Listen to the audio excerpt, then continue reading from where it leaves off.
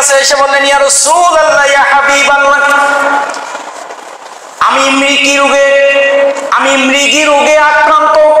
আমি যখন নামাজে দাঁড়াই, আমার রোগের প্রাদুর্ভাবের কারণে আমার শরীর থেকে কাপড়গুলো খুলে পড়ে, আমার সতর ঢাকা থাকে না, উন্মুক্ত হয়ে যায়। বিশ্বনবী আল্লাহর কাছে দোয়া করেন, আল্লাহ রাব্বুল আলামিন যেন আমার রোগ মুক্তি দান করেন। আল্লাহর কাছে বিশ্বনবীকে বলছেন, ইয়া রাসূলুল্লাহ, আমার মৃগী রোগ আছে। মৃগী রোগ হলে মানুষ কি করে? লাফায়। মানুষ তার হাতের ঠিক থাকে না, শরীরের ঠিক থাকে না, পায়ের ঠিক থাকে না। মৃগী রোগ শুরু হয়ে গেলে মানুষ বাঁকাতেরা হয়ে যায়, হয় না? ভাইব্রেট শুরু হয়ে যায় শরীরের ভিতরে। একজন মহিলা আল্লাহর নবীর কাছে এসে বলছেন, ইয়া রাসূলুল্লাহ, ইয়া হাবিবাল্লাহ, আমার মৃগী রোগের কারণে আমি যখন নামাজে দাঁড়াই, আমার শরীরের পোশাকগুলো খুলে পড়ে যায়, নামাজের সতর ঠিক থাকে না। আপনি আল্লাহর কাছে একটু দোয়া করে দেন আমার জন্য। বিশ্বনবী বললেন, মহিলা, আমি তোমার জন্য দোয়া করতে পারি, কিন্তু তুমি কি চাও যে তোমার জান্নাতটা তুমি হারাই ফেলবা? সুবহানাল্লাহ। তারপরে এই রোগ দিয়ে আল্লাহ তোমাকে কি করছেন? পরীক্ষা করছেন। তুমি কি চাও যে তুমি তোমার জান্নাতটা হারাতে চাও?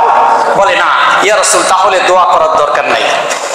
আমার জন্য ওই দোয়াটাই করে, যাতে করে নামাজের সময়টা আল্লাহ যেন আমার রোগ মুক্তি রাখে। বলি সুবহানাল্লাহ। শোনার পরেই পাগল হয়ে গেছে, কিন্তু দেখি নাই, তাকে বিশ্বাস করি। এটাই তো ঈমান, কথা ঠিক কিনা? অথচ সেদিনকে বিশ্বনবীকে সামনে এনে বলা হবে, মান হাদার রাজুল, এই ব্যক্তি কে? হতভাগা বলতে পারবে না, বলে আমি তো জানি না, আমি চিনিও না। এই কথা বলার সাথে সাথে এমন ভাবে মুগুর মারা, দেখছেন না মুগুর, হাতুড়ি দিয়ে, জাহান্নামের হাতুড়ি দিয়ে এমন ভাবে আঘাত করা হবে, পৃথিবীতে শুধুমাত্র জিন আর ইনসান ছাড়া তামাম জীব জন্তু জানোয়ার পর্যন্ত স্তম্ভিত হয়ে যাবে। এই জন্য আল্লাহ বলছেন, লিয়াবলুয়াকুম আইয়ুকুম আহসানু আমালা, অবশ্যই তোমাকে আমি পরীক্ষা করব কোন ব্যক্তি তোমাদের ভিতরে উত্তম আমল করে। রব্বুল আলামিন ঘোষণা করেন, ওয়ালা নাবলুওয়ান্নাকুম বিশাইইন মিনাল খাউফি ওয়াল জু'i ওয়া নাকসিন মিনাল আমওয়াল। আল্লাহ রাব্বুল আলামিন এই আয়াতের ভিতরে চারটা বিষয় দিয়ে মুমিনকে পরীক্ষা করলেন। এক নম্বর বিষয় হলো, মুমিন সম্পদের হানি হয়ে গেলেও আল্লাহকে দোষারোপ করবে না, কারণ বলবে সম্পদ দেওয়ার মালিক আল্লাহ, সম্পদ নেওয়ার মালিক কে? দুই নাম্বার হলো ভয়,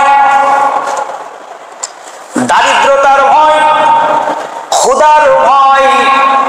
আল্লামা জাহাঙ্গীর রাহিমাহুল্লাহ, আব্দুল্লাহ জাহাঙ্গীর রাহিমাহুল্লাহ কথা বলেছেন, একটা বাণী বলেছেন, পৃথিবীতে শয়তানের সবচেয়ে বড় অস্ত্র হলো মানুষকে দারিদ্রতার ভয় দেখায়। কিসের ভয় দেখায়? শয়তানের সবচেয়ে বড় অস্ত্র হচ্ছে মানুষকে দারিদ্রতার কি দেখায়? ভয় দেখায়। আল্লাহ বলছে, বান্দারে, তোমারে আমি ভয় দেখাবো, দারিদ্রতার ভয় দেখাবো, তোমার ক্ষুধার ভয় দেখাবো, মৃত্যুর ভয় দেখাবো, তোমার সম্পদের হানি করব, তোমার যা কিছু ছিল কাছের মানুষগুলো যারা আছে তাদেরকে মৃত্যু দিয়ে আমি তোমাকে পরীক্ষা করব। এই পরীক্ষায় যারা উত্তীর্ণ হবে তারা বলবে ওয়াবাশশিরিস সাবিরিন। আল্লাহ রাব্বুল আলামিন বলেন, ওই সমস্ত ধৈর্যশীলদের জন্য সুসংবাদ। কাদের জন্য?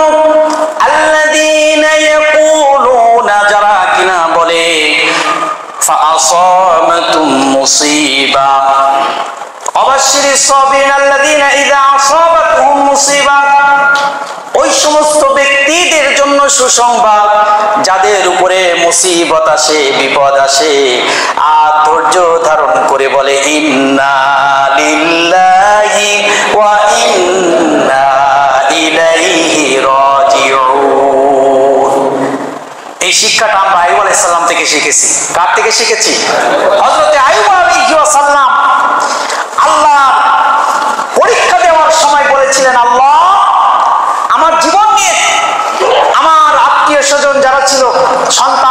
দুটি বউ সব নিয়ে গেছো, আমার সম্পদ নিয়েছো, আমার শরীরে পচন ধরেছে, আমার শরীর জর্জরিত হয়েছে, আমার কোনো আফসোস নাই, কিন্তু আমার জিহ্বাটা ভালো রেখো। সুবহানাল্লাহ।